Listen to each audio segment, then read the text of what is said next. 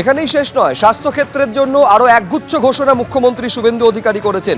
তিনি বলছেন রেফারের সংখ্যা স্বাস্থ্যক্ষেত্রে কমানো হবে, স্বাস্থ্যক্ষেত্রে আরো বেশি চিকিৎসক এবং স্বাস্থ্যকর্মীদের নিয়োগ করা হবে, উত্তরবঙ্গে একটি এইমস তৈরি করা হবে, জেলায় জেলায় মেডিকেল কলেজ তৈরি হবে, আলিপুরদুয়ার, কালিম্পং, দক্ষিণ দিনাজপুর, পশ্চিম বর্ধমান এই 4টি জেলায় মেডিকেল কলেজ গঠন করা হবে।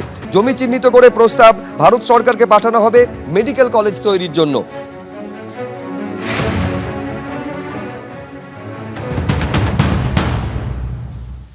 স্বাস্থ্য ক্ষেত্রে আরো ডাক্তার, আরো স্বাস্থ্যকর্মী, আরো নার্স সিনিয়র এবং জুনিয়র, আরো আমাদের যারা টেকনিক্যাল অ্যাসিস্ট্যান্ট রয়েছে, এই নিয়োগও স্বচ্ছতার সঙ্গে মেধা অনুযায়ী 100 পয়েন্ট রোস্টার মেনে একাডেমিক এবং কৃতি যারা আছেন তাদেরকে আমরা নিয়োগের ব্যবস্থা করছি। তাই রেফারের সংখ্যা কমবে এবং আমাদের পশ্চিমবঙ্গ নতুন করে সেজে উঠবে। আমরা উত্তরবঙ্গে একটি এইমস করার জন্য জায়গা নির্বাচনের কাজ করছি।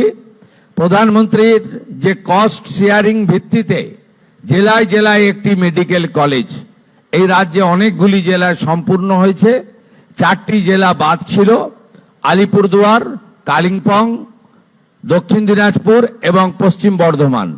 ওখানেও আমরা জমি চিহ্নিত করে প্রস্তাব ভারত সরকারকে পাঠাচ্ছি, যাতে পশ্চিমবঙ্গের কোনো একটি জেলাও মেডিকেল কলেজের সুযোগ থেকে বঞ্চিত না থাকে।